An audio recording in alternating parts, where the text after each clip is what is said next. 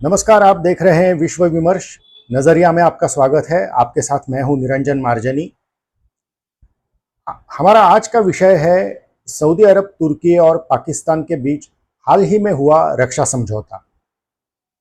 7 अगस्त को सऊदी अरब, तुर्की और पाकिस्तान ने एक संयुक्त रक्षा समझौते पर हस्ताक्षर किए। सऊदी अरब के मक्का में हुए इस डिफेंस पैक्ट को मक्का समझौता भी कहा गया। नेटो की तर्ज पर बने इस समझौते में प्रावधान है कि किसी भी एक सदस्य देश पर हमला सभी सदस्य देशों पर हमला माना जाएगा। यह समझौता उस वक्त हुआ है जब अमेरिका और ईरान के बीच युद्ध लगातार जारी है। तीनों देशों ने कहा है कि यह समझौता किसी के विरुद्ध नहीं है। यह डिफेंस पैक्ट प्रथम दृष्टि में सऊदी अरब का पैसा, तुर्की की तकनीकी क्षमता और पाकिस्तान की परमाणु शक्ति के बीच साझेदारी लगता है। लेकिन क्या यह सब इतना सरल है? चलिए एक एक कर देखते हैं। इस समझौते के 3 पहलू हैं। एक, इस समझौते में शामिल तीनों देशों के रक्षा हित। इस मक्का समझौते के संयुक्त सुरक्षा के प्रावधान की व्यावहारिकता पर स्पष्टता नहीं है। अमेरिका ईरान युद्ध की शुरुआत से ही ईरान ने पश्चिम एशिया में सऊदी अरब सहित अमेरिका के मित्र देशों पर कई हमले किए हैं। इसके अलावा ईरान समर्थित हुती विद्रोहियों ने भी सऊदी अरब पर हमले किए हैं। अगर ऐसे हमले जारी रहते हैं तो क्या तुर्की और पाकिस्तान सऊदी अरब के बचाव में ईरान और येमेन स्थित हुतियों पर हमला करेंगे? ये बात साफ नहीं है। ठीक उसी तरह पाकिस्तान पर भी इस वक्त अफगानिस्तान की तरफ से हमले हो रहे हैं।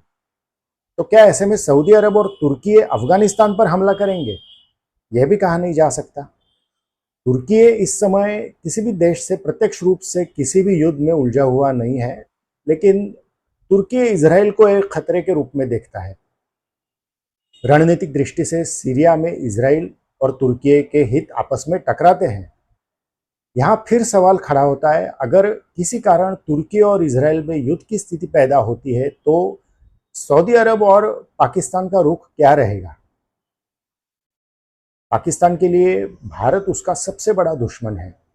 अगर भारत और पाकिस्तान के बीच युद्ध होता है तो क्या सऊदी अरब और तुर्की बीच में दखल देंगे? तुर्की के भारत के साथ वैसे भी रिश्ते बहुत अच्छे नहीं हैं, लेकिन सऊदी अरब के भारत के आर्थिक और रणनीतिक संबंध काफ़ी मजबूत है।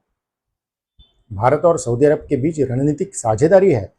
भारत और सऊदी अरब ने एक दूसरे के देशों में काफ़ी निवेश भी किया है।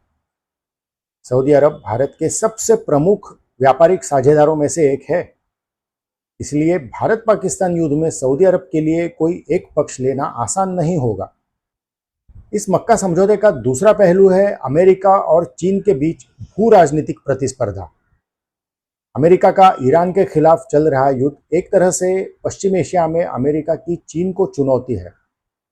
पिछले कुछ दशकों में चीन ने बड़ी तेजी से पश्चिम एशिया में अपनी पहुंच बढ़ाई है। हालांकि अमेरिका आज भी अरब देशों के लिए हथियारों का सबसे बड़ा सप्लायर है, लेकिन चीन इस क्षेत्र में सबसे बड़े निवेशक के तौर पर उभरा है।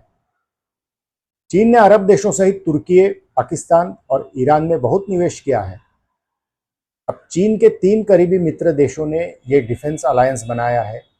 इससे चीन को पश्चिम एशिया में अपना प्रभाव बढ़ाने का अवसर मिला है। अब निवेश के साथ चीन सऊदी अरब और तुर्की के साथ सुरक्षा संबंध भी मजबूत करने की कोशिश करेगा। पाकिस्तान के साथ चीन के तो पहले से ही काफी अच्छे सुरक्षा संबंध है। तीसरा, इस समझौते का पूरा पश्चिम एशिया पर क्या असर होगा? इस डिफेंस पैक्ट से पश्चिम एशिया में 2 तरह के विभाजन दिखाई दे सकते हैं। एक तो शिया सुन्नी के बीच विवाद और गहरा हो सकता है। भले ही मक्का समझौते में साफ तौर पर जिक्र ना हो, लेकिन सऊदी अरब, तुर्की और पाकिस्तान, इन तीनों सुन्नी देशों ने यह अलायंस खुद को शिया देश ईरान से संभावित खतरे को देखते हुए बनाया है।